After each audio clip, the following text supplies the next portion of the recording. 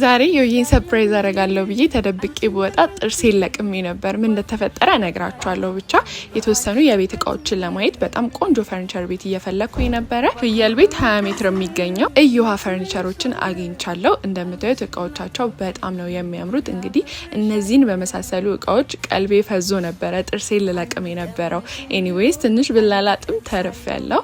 እንደምታዩቸው በጣም ቆንጆ በጣም የሚያማምሩ እቃዎች ናቸው ያሏቸው። በዛ ላይ ደግሞ በዚህ ዋጋ እንደዚህ አይነት ኳሊቲ ያገኛለሁ ብዬ አላሰብኩም ነበረ። ብቻ የምፈልጋቸውን እቃዎች ስላገኘው በጣም ነበረ ደስ ያለኝ። እንግዲህ ይሄንን ዳይኒንግ ቴብል እዩት እንዴት እንደሚያምር። እዚህ ላይ የቀረበ ምግብ ግዴታ ይጣፍጣል። ሁሉም እቃዎቻቸው በጣም ነው የሚያምሩት። በዛ ላይ ኳሊቲያቸው በዋንዛ ነው የሚሰሩት። ኤቭሪ ማቴሪያል በጣም ኳሊቲ ነው።